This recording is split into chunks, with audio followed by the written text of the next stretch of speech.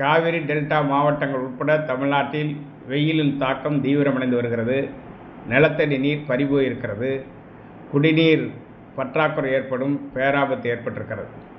இந்த நிலையில் காவிரி மேலாண்மை ஆணையத்தின் 50வது கூட்டம் வருகிற 29ஆம் தேதி டெல்லியில் நடைபெற இருக்கிறது. இந்த கூட்டத்தில் காவிரி மேலாண்மை ஆணையம் மாதம் ஒரு முறை கர்நாடகாவிற்கு உத்தரவு போடுவதோடு தனது கடமை முடிந்துவிட்டதாக நினைப்பதை ஏற்க முடியாது.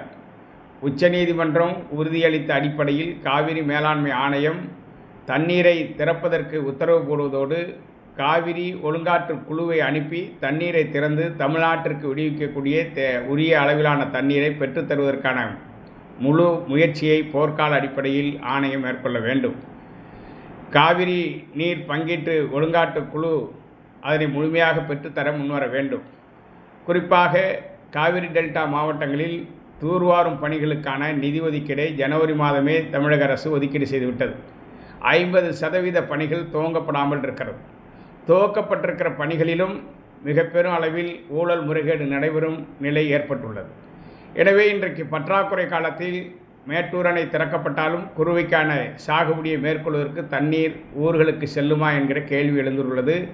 எனவே தலைமைச் செயலாளர் உடனடியாக உயர் அதிகாரிகள் கொண்ட குழுவை அனுப்பி வைத்து தூர்வாரும் பணிகளுக்கான ஆய்வு செய்து விரைந்து அந்த பணிகளை நிலுவையில்லாமல் நிறைவேற்றுவதற்கு முன்வர வேண்டும். அதுபோல காவிரி டெல்டாவில் சென்ற ஆண்டு 2025 குறுவை நெல் கொள்முதல் செய்யப்பட்டு இன்னும் அது அரிசி ஆலைகளுக்கு அனுப்பப்படவில்லை. சம்பா நெல் கொள்முதலும் இதுவரையிலும் அரிசி ஆலைகளுக்கு அனுப்பி அரிசியை பொது விநியோக திட்டத்திற்கு பயன்படுத்துவதற்கான எந்த முயற்சியும் மேற்கொள்ளவில்லை. இது குறித்து மத்திய அரசு ஒரு உரிய ஆய்வுகளை உயர் அதிகாரிகள் கொண்ட குழு மூலமாக தமிழ்நாட்டில் ஆய்வுகளை மேற்கொள்ள வேண்டும். வட மாவட்டங்களில் இதுவரையிலும் நெல் கொள்முதல் தடைப்பட்டுள்ளது.